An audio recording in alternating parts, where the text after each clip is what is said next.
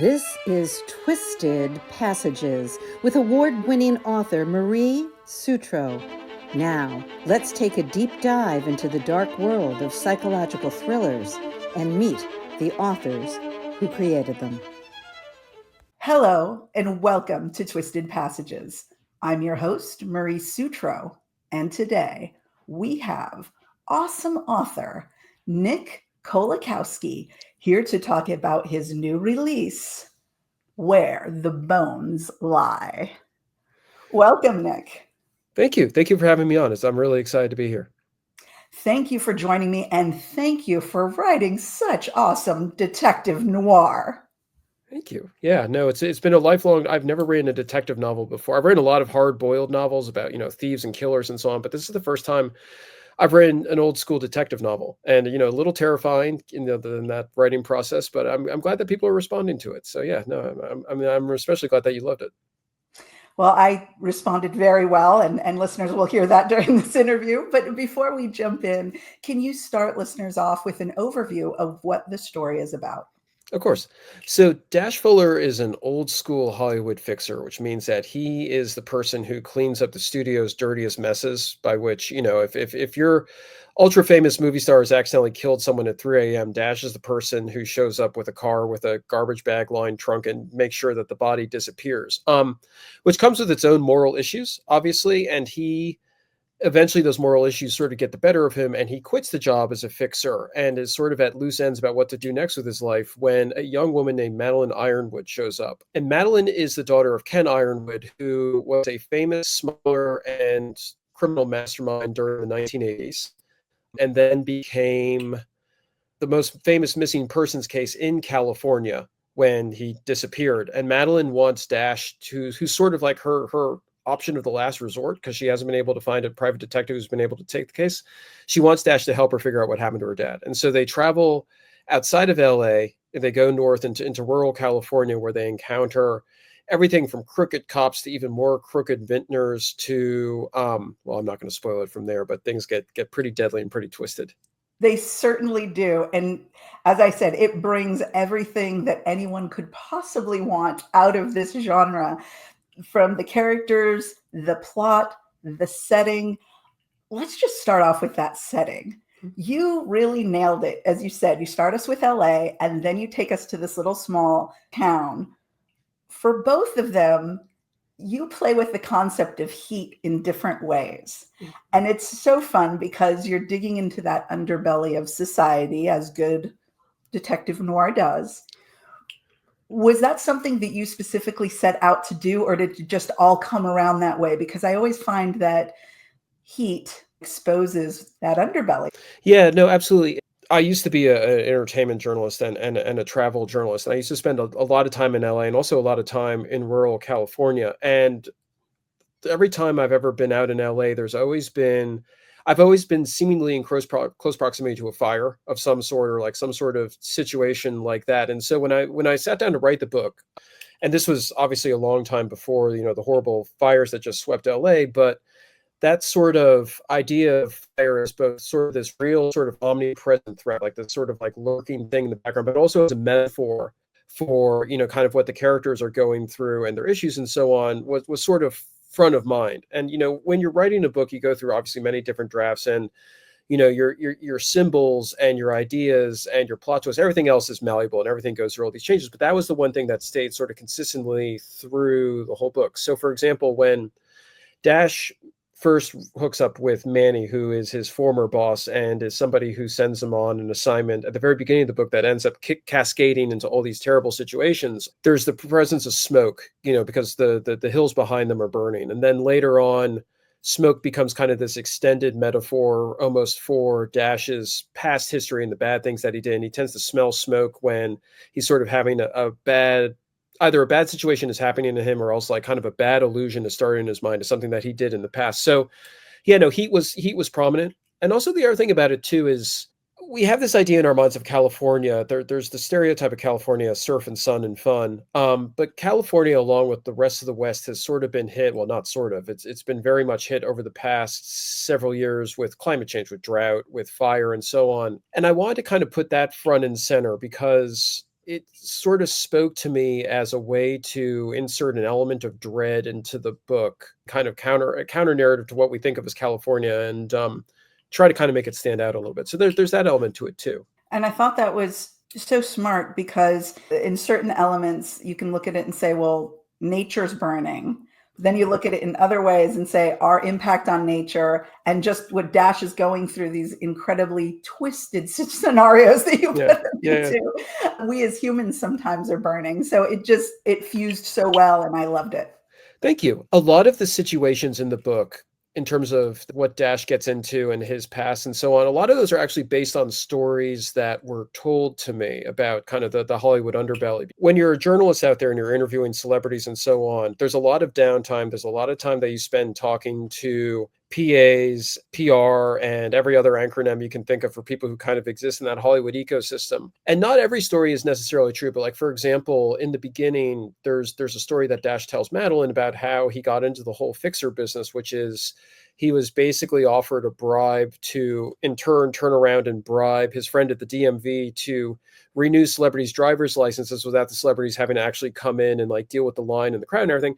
And that's something that somebody told me. And so there's things like that I was able to integrate into it. I've got notebooks full of from that time period. I was just like going through them, pulling out details and like hoping that kind of added a certain element of veracity to the whole thing. So yeah, no, there's a lot of that element to it as well. Well, it was so fun because I think some of us suspect, just as the regular public, right, where there's money, there's power, and where there's privilege, there's manipulation of systems. And so I think we expect that to some degree things are going on. One of the most obvious is when someone gets pulled over and there happens to be witnesses and then there's no police report and you think, oh, okay, well, we all know that's been going on forever. But just that example of DMV and some of the other examples that you gave us were so awesome because it really just gets the imagination going and sets us up for all the wild stuff that you throw our way. Now, one of the things I wanted to ask you about, you talked about Dash and his history, what he's done. Redemption is definitely an issue in this book. And it seems to be a recurring issue for us in everyday life as human beings. We love the redemption story. As bad as someone's been, as horrible, if they can find redemption, you know, a la Star Wars, Darth Vader in those last moments finds that and everybody loves it, right?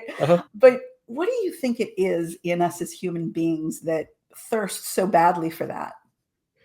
That's a really great question. I'm a lifelong lover of crime fiction and mystery fiction, as you know, I suspect 99.9% of people listening to this pod, and you know, psychological fiction and all the various sort of branches of it. And the one sort of consistent theme or thread that runs through a lot of those books is what I like to call the arc of descent, where you have somebody who starts out in a certain position and by the end of the narrative, they are completely destroyed, even if they sort of triumph at whatever it is, like they've gone through the psychological ringer and they come out the other side in pieces. For example, Alicia Cole, who you had on the show, I think a little while back, her books are really excellent at sort of revealing the psychological fissures within characters and then like sort of twisting to those characters with a sound you can almost hear, like just completely snap. And so I think a lot of those books, they sort of scratch an itch of, you know, you're living your normal life and whatever issues you might be going through at the moment, at least you're not going through what the book characters in this book are. And then you get sort of that triumphant moment oftentimes when if the character comes out of it, then you're like, oh my gosh, like they went through things that I can't even imagine I went through. This is amazing. They've come out of it. Like, you know, that there's hope for us all in a certain extent. Like, you know, no matter how bad things get, the light at the end of the tunnel is an actual light. It's not necessarily the onrushing train. And so when I sat down to write Where the Bones Lie, I wanted to kind of create a book that was the counter thesis to that. I wanted a book that had, you know, the usual requisite twisted plot lines and like kind of the dark psychology and so on. But I wanted it to, I didn't want a Pollyannish happy ending, but I wanted it to end on a note of redemption in that mode where it's like, you know, the things get really, really bad, but there is sort of a, however narrow, a passageway out of it. And I think that's why I think Thesis has a certain appeal to a lot of people. And I think that's why people enjoy that kind of thing. I mean, I also like books where people are completely destroyed at the end. I think there's sort of like a bracing, it's like plunging your face into cold water. There's a certain bracingness in a book that has a downer ending where everyone's like completely wrecked at the end, like the movie Seven. But I also think there's something uplifting or soul enforcing, or whatever term you want to use, when you've put somebody through the absolute worst and then they come out of it at the end. And there was a period when I was writing this book where I was thinking about doing it as option A, where I was going to end on like the darkest note possible, like burm, burm, burm. And then I was like, no, like, what if you try to upsweep this and make it happen? That's kind of that's where I landed. Not to spoil too much. I'm trying not to dig too deep. Well, we didn't say who gets redeemed. Right. Exactly. Perfect. Yeah. Or how important the redemption is. Right. Right. Exactly. Yeah. No spoilers on who lives or dies, but there is an element of redemption in there. Yeah. I think we just all need hope. And I guess that's what a lot of us do as authors, is we give out something that you can't buy and you can't trade. And even if it's only as thin as a spider's, gossamer thread type of thing. And often it is. Yeah. Yeah, it's absolutely worth it. You write amazing, amazing crime fiction. Thank you. And part of that, at least in the United States, oh, what a cutie. My cat. Yeah, oh my goodness. Or on the podcast listeners, there is the cutest kitty that just photobombed this session. I can't even tell you. He's a 20-pound semi-feral former New York City alley cat rescued from the Bronx, and he is about an hour away from dinner, which means that he is cameoing to terrorize me, to feed me, but we're not doing that quite yet. So, well, it sounds like he's exactly on brand for what you do. Thank you. He agrees. So again, getting into even his background, which might be a little spotty, depending on what happened in the feral stories. True. Yeah. Background. In the United States, we have this framework in which crime happens. And it's a framework where we look for things to be resolved through a justice system. And I was wondering, what are your thoughts on justice? Do you think that we in the United States, or really anywhere, really ever get justice? I think justice is hard to come by, and I think that's why people go for these stories, because I think it's, we were just talking about how redemptive narratives scratch a certain itch. I think that these narratives also scratch that kind of itch as well, because, we see justice not very conspicuously not being delivered. But in detective fiction, when the criminal is caught or the serial killer is killed or what have you, it allows us to think that, at least in some way, even if it's in fiction, that the universe's scales are being righted. And it's a very powerful idea. I mean, I think, we're so inured to seeing injustice in real life that we seek out things that are the counterexample. And I think, it reminds me a little bit of, if you've ever seen the HBO series Deadwood, which is set in the Old West and actually deals with questions of justice and so on. I remember reading an interview with David Milch, who was the creator of it, and he was asked that exact question. What he said was, I think he quoted Oliver Wendell Holmes, who was the Supreme Court Justice from, I'm digging deep into like my AP history, which is way in the back of my head, the late 19th century, where he said the purpose of a government is to essentially take violence from the people, take it away, and then act on behalf of the people in terms. So people aren't hitting, I just mangled that, but so that people aren't hitting each other. The government takes on that responsibility, that violence, and then mets it out according to a system that everyone can agree with, so that people aren't at each other's throats and we can have sort of a society operating. And so I think, obviously that's an extremely stark representation of it, as befits Deadwood, which is a Western in which, people carry out vigilante justice, in which the sheriff is like one bad day away from becoming a vigilante and so on. But I think the idea certainly holds that we expect, if not violence from the government, we expect like sort of like an iron-handed, like right, wrong, like this will be done, like this is, and because we expect that, when it doesn't happen, and it often doesn't happen, I think people get frustrated. And I think that detective fiction and crime fiction is a good outlet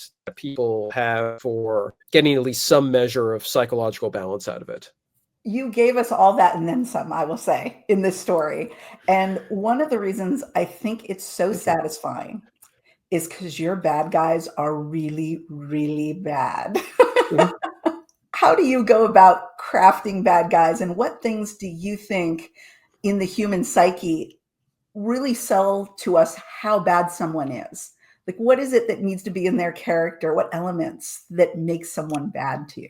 So I think a lot of, unless you're a complete sociopath or a psychopath, most people have an inner break where you might want something, you might dislike something, but you're not going to go over the line and do something or not do something in order to achieve that. You have a line, or, whatever kind of metaphor you want to attach to that. And I think for me, the best villains are people who don't have those breaks, or they don't have those lines where, even if the goal might even be relatively noble, but the fact that they're willing to do anything, the fact that they're willing to violate every social or moral more in order to get it is, I think, what defines a really terrifying villain. And it also, I mean, when I was writing this book, in terms of the villains, I tried to think about people where they're so dedicated, they're willing to do anything and everything. Like they're all sharks in the sense of like they smell blood and they swim towards it and nothing is going to get between them and what they want. And it's a very sort of primal, scary idea to me.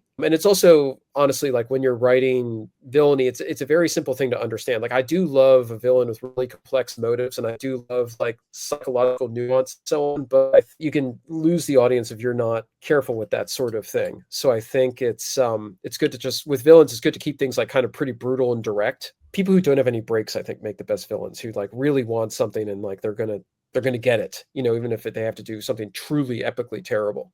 Now, on the flip side of that, one of the most exceptionally fun things about this book is the banter. I have to ask, I've been wondering since probably, I want to say page 10, because you come out of the gates with it. It's the opening scene, we get great banter.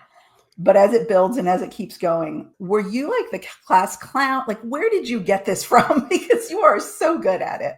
Thank you. I grew up on like the old classic, like Cary Grant, Humphrey Bogart, 1930s, 1940s films, you know, Billy Wilder, et cetera, which made a point of gab and made a point of banter and so on. I was always in love with that. And when I fell in love with classic detective fiction like Raymond Chandler and so on, I mean, that also has like, you know, there's the quips, there's the back and forth, there's the fun comedic metaphors and so on. So that was always sort of bonded. I was never class clown, by the way. I was always like, I was the rigorous, like studious type, but banter, I don't know if it's because I grew up on that stuff and I always loved it, but banter is the easiest thing for me to write. And when I write things, I start banter first and like the ping pong between characters. And I find that to be kind of the most fun part of the process. I have however many drafts on various laptops here of things that have never come to fruition where it's all just pages, just characters bantering back and forth. And when I'm out in the world, and I'm listening and eavesdropping, people talking, so on, like I pay attention to when I hear banter. I guess you could. It sounds a little bit arrogant to say it comes naturally, but like it's the one part of writing that comes naturally to me, and I love doing it. I love creating characters almost explicitly for the point of banter. Which, I mean, in the case of Dash and Madeline in this book, that was sort of the first and foremost part of them, like kind of the witty back and forth, and then sort of once I kind of had that rhythm going in my head, then start layering in the second and third draft, like kind of the darker psychological elements and trying to show how banter is for them a sort of armor in a way. Like they're going through this horrible case, they're exploring all these layers and so on. And the banter is often sort of what's keeping it at bay or allowing them to express themselves to each other in ways that make them feel safe, but don't necessarily make them too vulnerable to each other, at least not at first.